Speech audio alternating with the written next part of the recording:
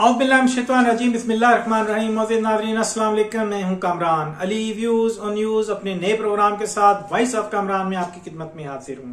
अजीज दोस्तों, लाहौर से खबर है, सब्जाजार से। वहां पर एक मरियम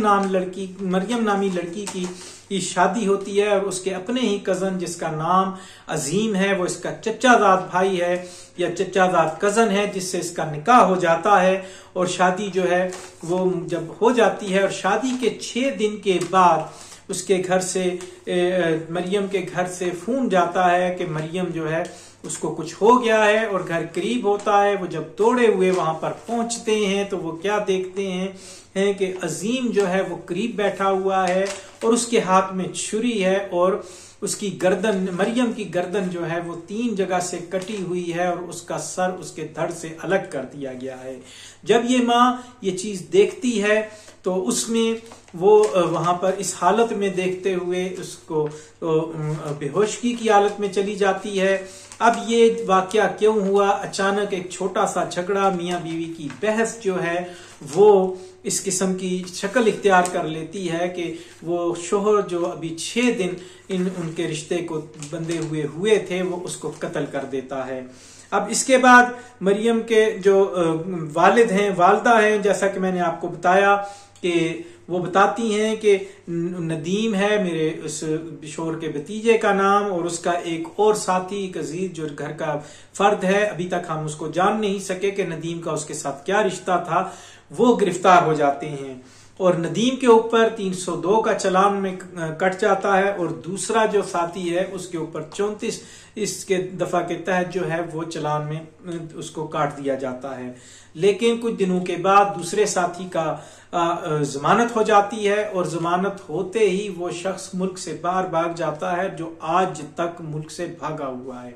ये वाकया अजीज दोस्तों 2 साल पुराना है, लेकिन अब इस चीज को दोबारा जो है हम आपके सामने क्यों पेश कर रहे हैं, उसकी वजह यह है कि 2 साल से इस केस के अंदर किसी किस्म का कोई आगे फैसला नहीं हो पा रहा, बल्कि दूसरी जानिब से मरियम के वालिद के ऊपर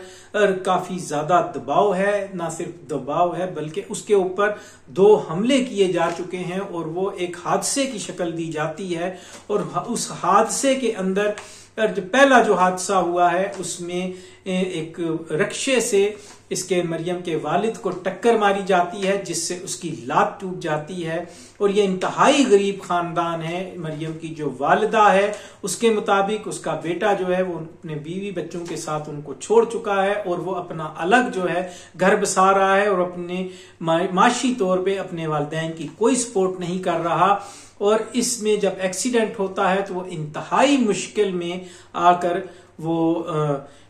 इसका इलाज करवाते हैं, इसकी लातों पे प्लेट्स डलती हैं और नामालूम जो है लोगों के ऊपर वो FIR कटाते हैं। वो उसमें किसी को शामिल नहीं करते क्योंकि उस वक्त तक उनको ये शक नहीं होता कि मरियम के बाप को किसने टक्कर मारी।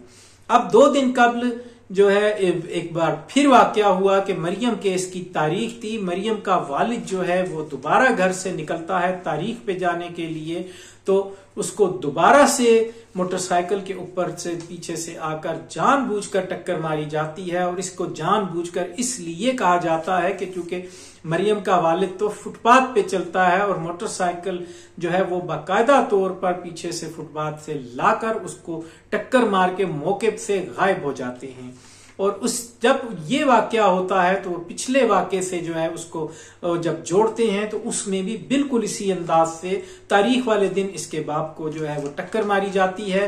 अब इस वाकये के अंदर जो है जो पहली लात टूटी थी वो तो टूटी ही टूटी थी। अब मरियम के बाप की दूसरी लात को भी उसको भी तोड़ दिया जाता है। अब मरियम की माँ जो है इसके अंदर वो इंतहाई परेशान है, कर्ब का शिकार है और वो रो रही है। वो कहती है कि हमारे घर में आप चेक कर सकते हैं, तलाशी कर सकते हैं कि एक नवाले का आटा भी मौजूद नहीं है, ना हम खाने पीने के हमें लाले पड़े हुए हैं। और उस पे जब सवाल किया जाता है कि आपने जो अभी दोबारा जो एक्सीडेंट हुआ है कोई पुलिस को कोई दरखास्त दी है, तो उस पर उसकी माँ ये कहती है कि अब हमने हिम्मत नहीं रही पुलिस में जाने की। और वो इंतहाई शदीद तरीके से बिलबिला के ये कहती हुई रोने लग जाती है और वो कहती है कि अब हम में इतनी कुव्वत नहीं रही, हम खाने को मजबूर हैं, हम तारीखें भुगतें, थानों में जाएं या इसमें इस तरह करें। अब हम पे ये दबाव डाला जा रहा है कि हम किसी तरीके से इसके अपने कत्ल के मुकदमे में सुलह करें और हमें जो है इस तरीके से जो है ये जो हादसात हमारे साथ हो रहे हैं इसमें एक तरह से हमें जान से मारने की धमकी भी दी जा रही है, इशारे भी दिए जा रहे हैं, लेकिन हम बेबस हैं। अब उसमें जब ये इनकी वालदा मरियम की गुफ्तगू में बताती हैं कि भी हमारे पास खाने को इस वक्त कुछ नहीं है, उस वक्त वो ये कहती हैं कि मैं लोगों के घरों में काम करती हूं, अब मुझसे खड़ा नहीं हुआ जाता, चला नहीं जाता, लेकिन मैं लोगों के घरों में झुक कर झाड़ू मारती हूं, बैठकर पोछे मारती हूं, जोर जोर से एक ताकत से काम करने वाला ये काम है, लेकिन मेरे अंदर बिल्कुल अब जान में जो है वो जान नहीं रही, जिस्म में बिल्कुल बेजान हो चुका है, मैं चलती फिरती एक लाश हूं। और इसी दौरान उन्होंने एक और वाकया सुनाया कि जब अभी मरियम नवाज ने निगहबान प्रोग्राम के तहत राशन देने की जब उन्होंने कोशिश की तो उन्होंने कहा मैं एक लंबी लाइन में खड़ी रही, लेकिन जब मैं मेरा माजूर मियाँ व्हील चेयर पे मेरे साथ था, वो लंबी लाइन और लंबे इंतजार के बाद जब वहां पर पहुंचा तो उन्होंने ये कहा कि आपके पास आपका आईडी कार्ड है। उन्होंने कहा आईडी कार्ड है। जब उन्होंने आईडी कार्ड दिखाया तो आईडी कार्ड को देखते हुए उन्होंने ये कहा कि आपका हमारे पास रिकॉर्ड नहीं आ रहा, इस रिकॉर्ड के तहत हम आपको ये राशन नहीं दे सकते। एक तरफ तो अजीज दोस्तों हमारे मुल्क में इंसाफ नहीं है, 2-2 साल हो गए हैं मुकदमे, ये 2 साल बहुत कम हैं, लोगों के 20-20 साल से मुकदमे लटके हुए हैं। एक शख्स में जिसको ऐसे तौर पे भी जानता हूं कि मैं चशमदीद गवाह हूं, वो 18 साल 302 के केस में जेल में रहा और 18 साल के बाद जब उसकी बरियत का फैसला आया तो वो जवानी के आलम में आया था और बूढ़ा होकर निकला। इस मुल्क में ऐसा भी हो चुका है कि सजाए मौत के 2 भाइयों को सजाए मौत दे दी गई, हाई कोर्ट तक फैसला जो है उनके खिलाफ गया, उनकी सजाए मौत बरकरार रही। उन्होंने जब सुप्रीम कोर्ट में ये केस लगाया तो जब तक सुप्रीम कोर्ट में केस लगने की बारी आई और फैसला उन दोनों मुलजमों को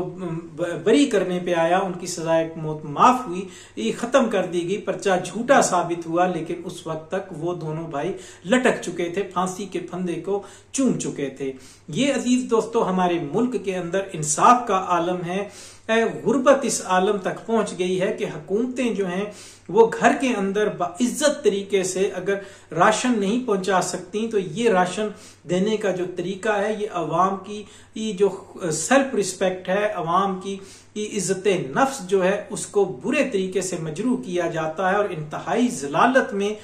बाद दफा तो मिल जाता है और बाद दफा उनको झिड़क कर वापस भेज दिया जाता है कि आप इसके अहल नहीं हैं। अजीज दोस्तों